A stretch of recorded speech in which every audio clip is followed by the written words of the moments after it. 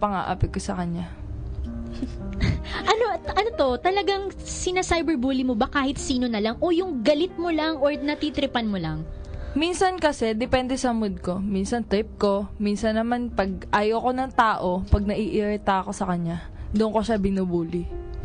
Ibang klase siya, no? Hindi ba wala ka namang galit sa mundo? Hindi mo ba naisip na parang masama yung ginagawa mo? Pero ikaw ba, nabully ka na?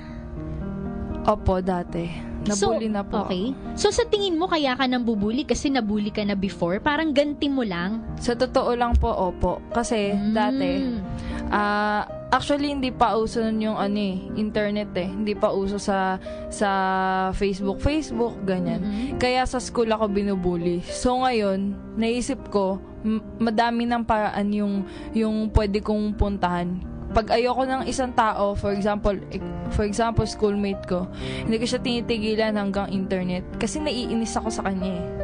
Ganon. Talagang ang ugat lang, naiinis ka? Oo, kasi gusto kong maramdaman niya, naramdaman ko ng mga panahong ako yung nasasaktan. Pero hindi mo ba naisip, di ba, before nasaktan ka? Tapos, kung mananakit ka din ng ibang tao kahit sa pamamagitan lang ng salita, dahil yun yung nagagawa sa cyberbullying eh. Magre-react ka na ang pangit-pangit niya kahit hindi naman, sasabihan mo siya ng kung ano-ano kahit hindi naman totoo. Hindi ba nagbabalik sa isip mo na ikaw man no nasaktan tapos gagawin mo sa iba? Yun ang gusto kong maranasan niya. Kasi meron ding ibang tao na nagpo-post lang ng picture sa Facebook, tapos magko-comment lang ako sa tingin ko naman diretso naman sa kanya. Sa kanya, ang dating sa kanya, binubuli ko siya. Di, bully na. Okay. At mamaya, meron kang gustong itanong dun sa ating bisita. Mamaya after break, ibibigay natin sa'yo, makakausap mo yung ating bisita sa hapong ito. Pagkatapos yan ng mga ilang paalala, magbabalik po kami mga kapanalig. Matapos po ang ilang mga paalaala, ito ang PWU Campus R, Youth Serving Youth. PWU Campus R, Youth Serving Youth. PWU Campus R, Youth Serving Youth. At muli po tayo nagbabalik sa ating programa. Ako pong muli si China Asis. Janine Concepcion at Cheryl Bombio. Okay, at kanina naiwan natin si Nita yun siya yung nambubuli, no, mga kapanalig. At bago po natin ipagpatuloy ito, no, mga kapanalig, magpadala po kayo ng inyong mga mensahe. Pwede nyo pong i-share ang inyong mga experience na kayo ay na-bully o nang bully. Pwede nyo i-share sa amin ba't kayo nang bubuli para malaman din ng ating mga kababayan kung bakit may mga taong nang bubuli. Trip nga lang ba to o may pinaghuhugutan? Para once and for all, di ba, malinaw. At ayan. So, tuloy-tuloy tayo. Jai, paano sila makakapagpadala ng kanilang mensahe? I-text nyo lamang sa numerong 0918-VERITAS. Okay. So, Nita, hello ulit sa'yo. Kamusta ulit ang pakiramdam? Malamig po. Malamig daw. Kinakabahan po ako. Huwag ka kabahan. Ang kinakabahan yung mga binubuli mo eh. Baka abangan nila ako sa labas Hindi ka naman nila nakikita ngayon eh. So, Nita, ano pa ba ang pwede mong i-share na experience mo ng pangbubuli? Yun nga, yung nito lang, lately lang, meron akong isang tao na binigyan ko talaga ng isa. Kasi Anong isa? Inisahan mo talaga? Inisahan ko talaga. Schoolmate ko siya. Sa sobrang inis ko, may ginawa naman siya sa akin, kaya naman gumanti ako, no. So, ito, tinitweet ko siya, fini-Facebook ko, chinachat ko, ganyan, tinetext ko pa. Tapos, may time na sumuko na siya. Ako talaga, gusto ko talaga, sige pa eh. So, ikaw wagi? Yes, ako yung wagi. Sige. Nita, may katanungan ako sa'yo, no? Sige lang po. Anong nararamdaman mo kapag nambubuli ka? Hindi ka ba nakukonsensya o... Feeling ko ang taas-taas ko. Feeling ko kasi feeling ko mas malakas ako sa kanila, mas ako sa kanila. Ganon, kahit isang beses hindi sumagi sa isip mo na nakukonsensya ka. Pag galit ka kasi, galit ka nadadala ka ng galit mo, na hindi mo nakokontrol yung sarili mo. Pero may mga time na pag natapos na yung oras na ginawa ko yun, dun ko naiisip na mali pala yun. Sana sa iba din, hindi nila gayahin kasi mali nga. So, may awa ka pa rin. Oo naman, kasi kapwa pa rin naman. Kapwa pa rin. Oo. Ito na lang, Nita.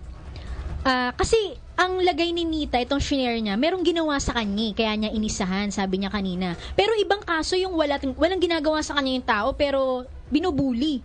'Di ba? Anong pakiramdam sa'yo? Kasi ikaw may binuli ka na walang ginagawa sa'yo. Anong nararamdaman mo pag nambubuli ka? Bilang nakaranas na din na nabuli minsang panahon. Ayun nga, yung katulad ng tinanong nyo kanina, kung meron akong konsensya, meron pa naman. Pero kasi, alam mo yung pag ayaw mo sa isang tao, marami ng way may internet na So, doon ko dinadala. At saka, pwede ako magpalit ng identity ko doon sa Facebook para hindi niya ako Huli na lang siguro, Nita, meron tayong makakasama kasing bisita mamaya na professional. Opo. Ano gusto mong itanong bilang kalagayan mo na nang bubuli ka? Baka gusto mong itanong kung habitual na ba yung ginagawa mo? May gamot ba sa'yo? Baka kailang resetahan ka? Ayun nga. Ganun May po. gamot pa ba or may pag-asa pa po bang magbago yung mga nambubuli? Oo. At dito merong nagpadala sa atin, si 641. Ang tanong niya mamaya para ito dun sa ating bisita. Ano ba ang dapat gawin sa mga nagbubuli sa mga social networking? Kasi di mo pwedeng pingutin yung ilong kasi nasa social networking nga di ba? So, pwedeng sagutin niya ng ating bisita mamaya. At ito, may nagpapabati. Pagbigyan natin mula sa 868. Hello po, ako po si John. Nakaka-relate po ako sa topic ngayon. Buti na lang na pag-usapan nyo to ngayon. Gusto ko din po sanang batiin mga pinsan kong sina Aika, Rebram, tsaka si Jem. Baka naman talagang nagpabati ka lang. Hindi ka nakaka-relate. Okay? Well, anyway, salamat Nita, no? At malalaman natin mamaya yung sagot sa katanungan mo. At so, yan po mga kapanalig, narinig natin ang side ng nabuli at ang nangbubuli. Si Rico kanina ang nabuli at si Nita ang nangbubuli. Ngayon, isang professional na tao ang ating kapiling sa hapon na ito para magbigay ng opinion sa ating usapin. Pero bago yan, narito po ang isang segment na aming inihanda para sa inyong lahat. Atin pong antabayanan, mga kapanalig, sa ilang saglit. Sa bawat issue may dalawang panig. Sa bawat usapin, mayroong dalawang tinig. Kaya sa Philippine Women's University, palaging may She says, he says.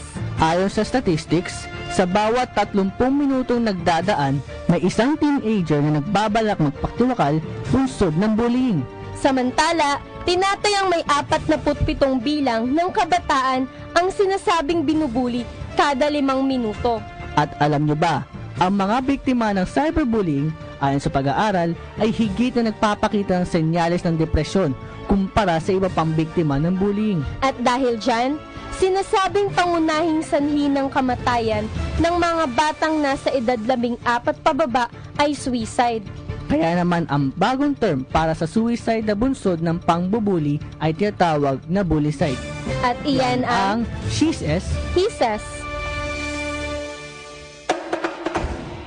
Okay, yan ang ating trivia na pinamagatan nating She Says, He Says na inihanda ni na Ronnie Guanlao at ni Esam Gustilo. Maraming salamat sa inyo. At yun nga, anong napansin nyo dun sa facts na kanilang inihatid? Biruin ninyo, napakalaking porsyento ng mga kabataan ang nakakaranas ng bullying. No? At sinasabi sa pag-aaral na edad 14 pababa, kung di ako nagkakamali ng recall, 14 pababa, naiisip nilang magpakamatay. Dahil lang nabubuli sila. O diba, no? Kaya talagang nakakaano sila. Parang, itong topic natin na ito ay parang napapanahon talaga para dun sa mga kabataang tulad natin na nabibiktima ng cyberbullying. Eh, matulungan sana natin sa pamamagitan ng programang ito kung paano sila makakalaban sa pangbubuli. Ano, Che, Jai? Tama yun. Yun. At yamang pinag-uusapan natin ng mga facts na yan, narito ang isang professional na ating kasama sa hapon na ito, Janine. Siya ay si Mrs. Maritel J. Blando. Siya po ang AVP Human Resource ng MEC Networks. Magandang hapon po, ma'am. Kamusta po? Magandang hapon sa aking mga kaedad, mga kapwang kabagets. Yun, no? Ma'am, baka meron kayong gusto mo nang batiin? Gusto kong batiin, syempre, ang aking ex-boyfriend. Yun, no? Naasawa ko na ngayon. Okay. Ganun pala, ex kasi oo. asawa na. Gusto ko rin batiin kasi before coming over,